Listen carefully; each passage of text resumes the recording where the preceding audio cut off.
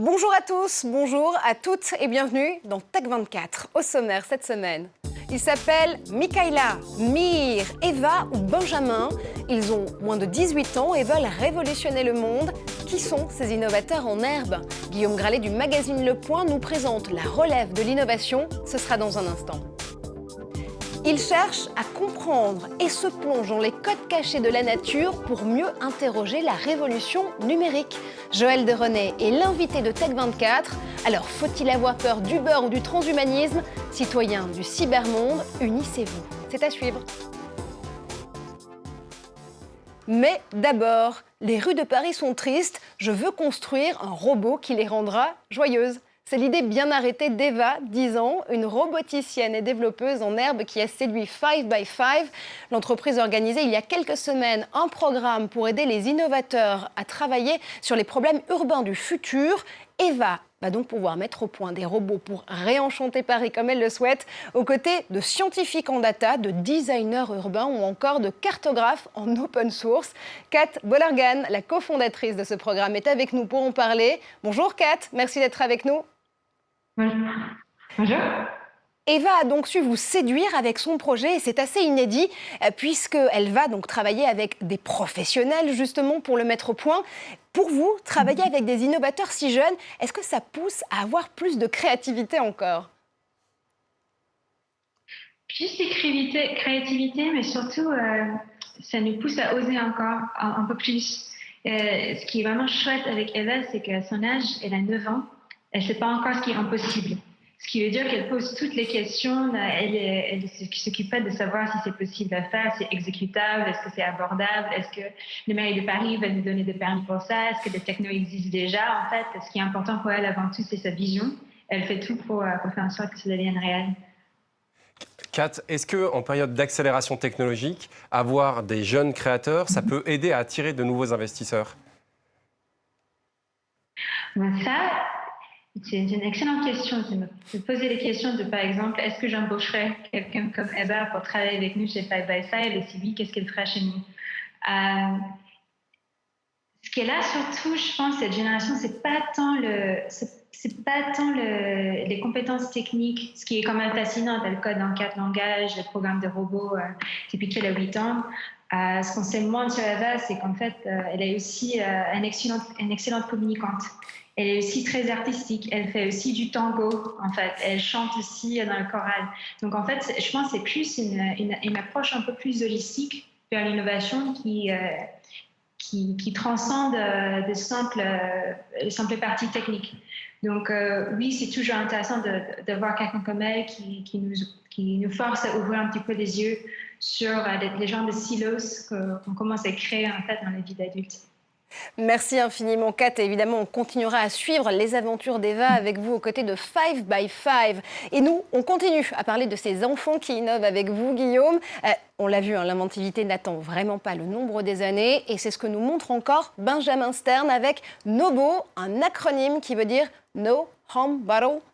Traduisez, pas de bouteille à la maison. Oui, alors une imagination débordante, puisqu'à 17 ans, est né en Floride. Eh bien, il s'est plongé dans notre salle de bain. Il a vu qu'il y avait beaucoup de bouteilles en plastique. Et ces bouteilles, il les remplace par de petites bulles, des petites bulles qui ont la taille d'une balle de ping-pong. Et ces bulles sont biodégradables, mais à l'intérieur, il y a bien sûr le shampoing, le savon dont on a besoin. Il faut savoir qu'on recycle très mal les bouteilles en plastique. Ça pourrait remplir, estime l'ONG Earth 911, pas moins de 1000 terrains de football chaque année, rien qu'aux États-Unis. Ce petit Benjamin qui a tout simplement 17 ans, eh bien, il a réussi à lever de l'argent, à convaincre un investisseur star en la personne de Mark Cuban.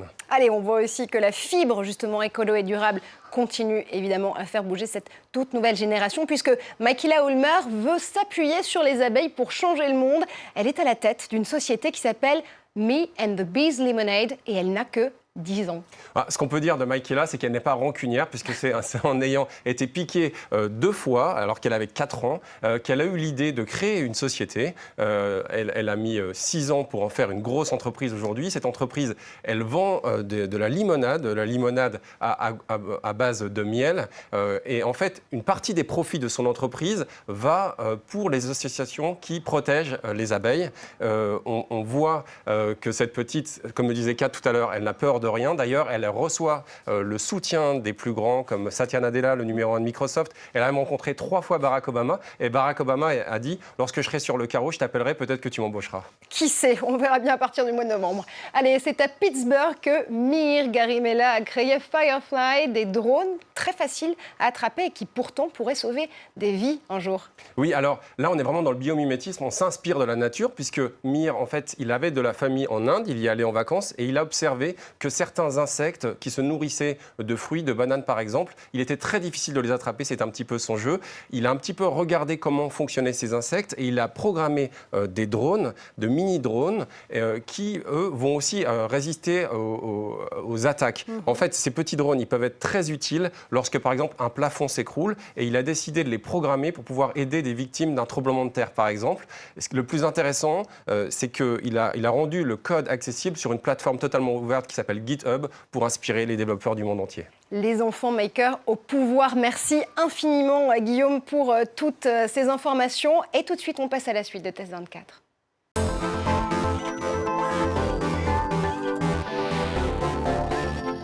C'est un de nos scientifiques surfeurs le plus écouté de la sphère digitale. Ancien enseignant au MIT ou conseiller du président d'Universcience, il a été élu personnalité de l'économie numérique. C'était en 2012.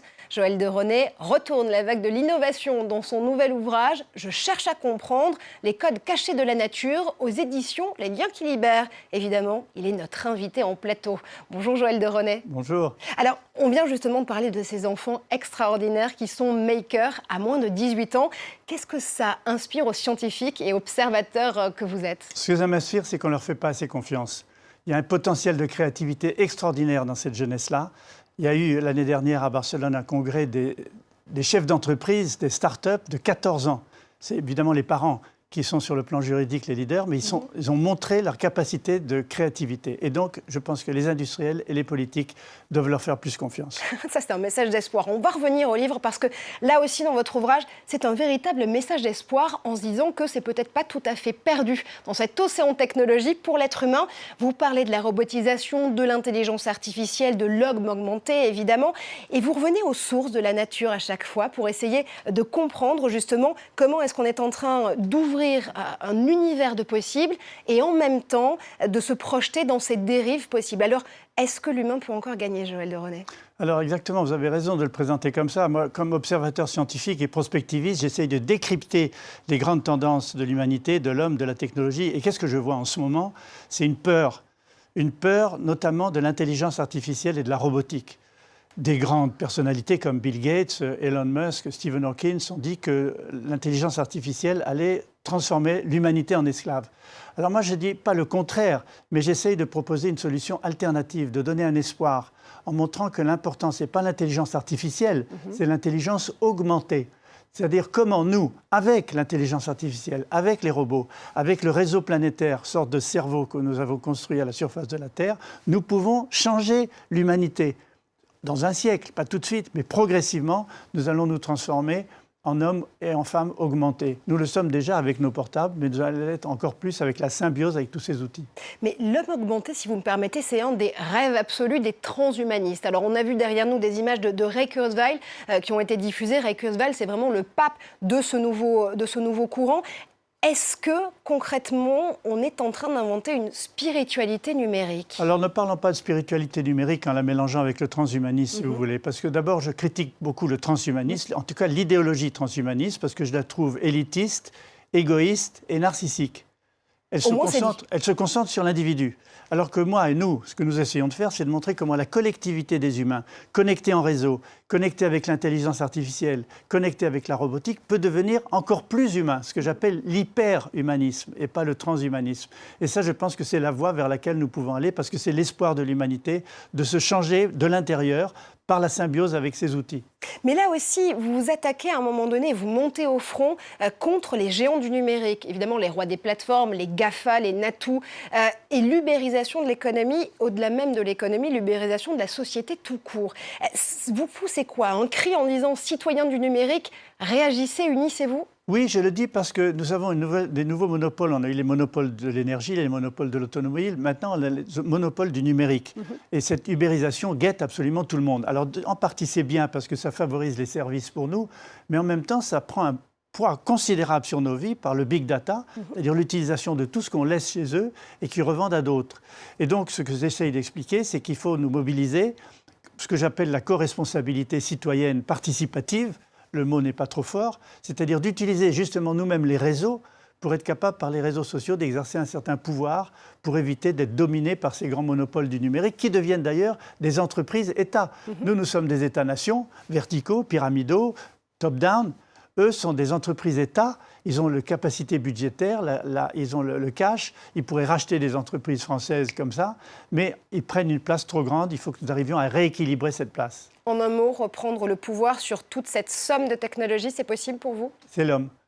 La prise de pouvoir, c'est le retour à l'humain, le retour au lien social, le retour au lien humain. Et la technologie peut nous y aider, c'est ce que j'essaye d'expliquer dans mon livre. Absolument, et on le retrouve évidemment dans « Je cherche à comprendre les codes cachés de la nature » aux éditions Les Liens qui libèrent, un livre qu'il faut absolument lire pour pouvoir un petit peu prendre du champ par rapport à toute cette technologie qui nous entoure. Merci infiniment à vous. Merci à vous surtout de nous avoir suivis. Vous l'avez compris, c'est la fin de cette émission. On se retrouve comme chaque semaine sur tous les réseaux sociaux grâce au hashtag Tech24 à la fin de vos messages. Restez connectés, on se retrouve très vite en plateau.